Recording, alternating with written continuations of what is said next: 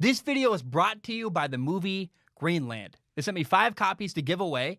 You go to the Strong Opinion Sports Instagram account, find and comment on the post about the movie Greenland. In your comment, tag the movie Greenland and tag someone you want to watch it with, and I will pick the 5 winners from there. I predicted the Cleveland Browns to go 9-7 in 2020.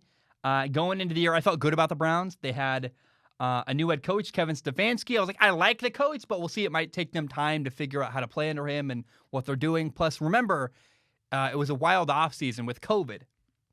So I had very, very mild hopes for Cleveland going into the year.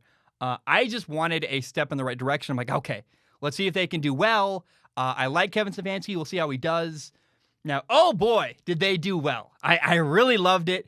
It was kind of a magical year for Cleveland. They went 11-5. They won a playoff game, first playoff win in forever. I was like, oh man, I really, really enjoyed it. First playoff win since first playoff game since 2002. First playoff win since 1994. Very exciting for Cleveland. It's their best year since they went 11-5 in that 1994 season. I was so happy. I'm not a Browns fan, but the Browns have been awful my entire life. And watching them fail year after year after year, it just gave me some compassion. It made me feel bad for Browns fans. They got my sympathy. So they had their winning year. Now I hope they keep doing well. I'd like that, but I kind of, the feel-good story is over. Now I'm really excited to see how Cleveland does moving forward. Can they become a legitimately good team, or are they the little engine that we root for once and has a good year and then wilts away and goes back into the ether? But I'm just so happy Cleveland finally had a great year. Now, going into the year, there was a ton of pressure on the Browns starting quarterback, Baker Mayfield. Former number 1 overall pick, going into his 3rd year, and finally Baker had a good situation around him. Had a great roster, ton of offensive weapons around him, 2-star receivers, Jarvis Landry, Odell Beckham Jr., 2 good running backs, Nick Chubb, Kareem Hunt. 3 tight ends. Nobody needs 3. They had Austin Hooper, Harrison Bryant, and David Njoku. David Njoku, by the way, really became a guy who lost his job, was disappointed, became a great blocking tight end. That was kind of the story arc for David Njoku. Got benched, lost his job, became a great blocker, got on the field that way. I think they're going to trade him this year. We'll see if he comes back. But I really liked the work that David Njoku put in, despite being frustrated about his spot on the roster, on the depth chart. Not to mention, the Browns had all those weapons. They also revamped their offensive line. They had 2 brand new tackles. They had Jedrick Wills and Jack Conklin, right tackle, left tackle. Very, very cool. I really was like, man, Baker's being put into a great, phenomenal position. So the Browns had a lot of talent last year, I guess 2 years ago in 2019 as well. The difference for Cleveland in 2020 was they brought in this new head coach, Kevin Stefanski. So in total, Baker had great roster around him, a new general manager, Andrew Berry, who's awesome, and a new head coach, Kevin Stefanski, very good at his job. So in 2020, this past year, there were no more excuses to be had for Baker Mayfield. He had to deliver. He had to have a great year, and he did. I went, oh, I loved it. People hate on Baker Mayfield. I get why people don't like him. He can come across as cocky and arrogant. Honestly, I think Baker is just confident. I don't think he never crosses that line into cocky, in my opinion. To be a guy who's had his story arc, a 2-time walk-on in college, a guy who was undersized, who became the number 1 overall pick, you have to have some kind of confidence and belief in yourself. He does have that. I think to be Baker, you have to have the attitude he has. So you can hate him for it. I don't hate him. I like Baker. And I thought it took Baker a couple games to really get comfortable in the new offense, in Kevin Stefanski's new system. In fact, he had a really rough 3-game stretch, weeks 5, 6, and 7 against the Colts, Steelers, and Bengals. In those 3 games, he had 5 interceptions. Again, 5 interceptions in a 3-game stretch. That's not good. I remember at the time saying that Baker needed to clean things up and start playing better, and he did. I was very excited. I'm like, okay. I was critical. People thought I hated on Baker Mayfield. No. I just call it like I see it. If Baker needs to play better, I'll be honest about it. He needed to play better. He did play better. He got better. They went to the playoffs. They won a playoff game. I loved it, man. I was very excited for Cleveland this year. Now, from that point on, from Week 7, he had an interception early against the Bengals. From that point on, after the Bengals game week 7, Baker had only 2 interceptions the final 11 games of the entire season. Baker had a really particularly great stretch of games where Cleveland played 3 games at home in really bad weather. Baker took care of the ball, played efficient, clean football. People were criticizing him for not having enough passing yards or not having enough, completions or attempts. It's like you don't realize the weather. You kick a ball. I watched the Raiders try to kick a field goal in Cleveland this year. The ball started on the right side of the uprights, and the wind took it all the way across the uprights from the right to the left. I'm like, you can't. How do you throw the ball in that condition? So people don't understand. Baker learned how to play really good. Learned, but I think relearned and reconnected with the ability he had at Oklahoma to play really good, clean, efficient football. And you got to acknowledge this. Without Baker Mayfield playing well, Cleveland would not have won a playoff game this year. It would not have happened. So he's the best Browns quarterback they've had in years and years. And I walked away from this year very, very excited for the Cleveland Browns. Baker Mayfield's awesome. The team is building. And I think we're going to see moving forward is Cleveland a legit team that is now here to stay and maybe potentially could take over the AFC North? Or are they a team that had one great year and are they going to fizzle out next year? I think it's more likely they become a dominant force in the AFC North, but time will tell as things go on. But again, quarterback, coach, GM, great roster. I don't know how you look at Cleveland and don't feel very, very positive about the year they have. Looking back on the 2020 season, I thought that winning the playoff game was a huge deal. I could very easily pick that as my highlight of the year for the Cleveland Browns. But actually, my favorite Browns game of the year was, in fact, that Week 7 game against the Cincinnati Bengals. Browns-Bengals, the battle for Ohio, Baker Mayfield against Joe Burrow. They went throw for throw. It was a crazy game. So much fun.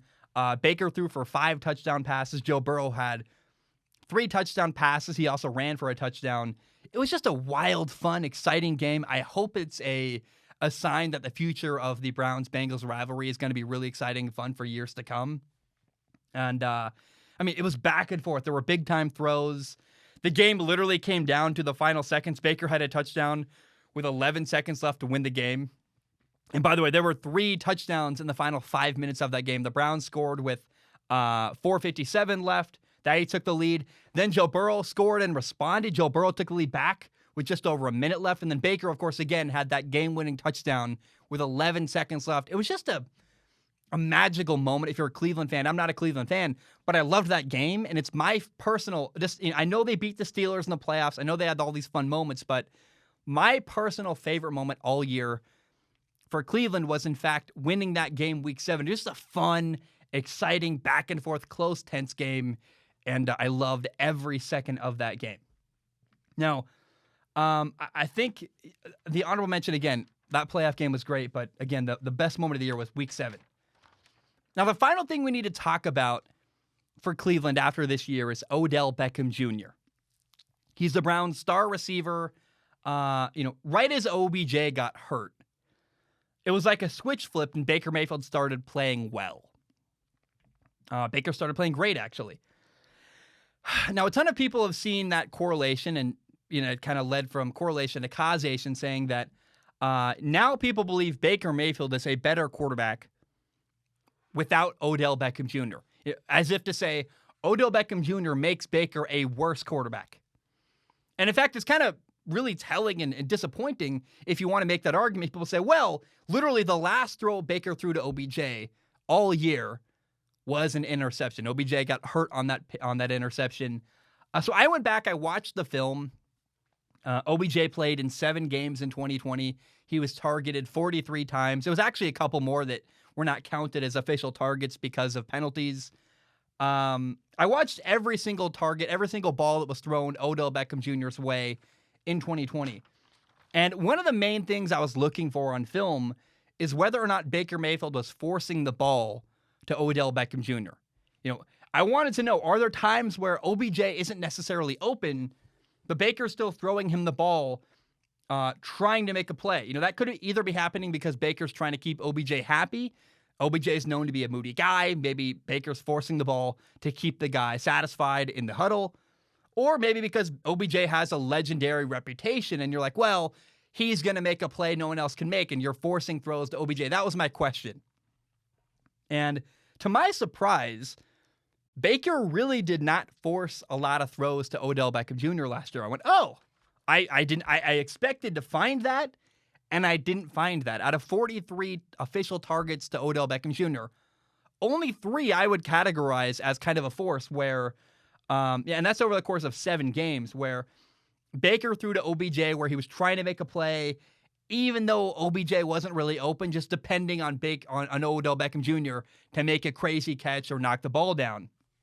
So I would say I do not believe OBJ has had a negative influence on Baker's decision-making. I know that's crazy. You know, people are really hampering on OBJ. You know, Baker's better without OBJ. But the film didn't show that.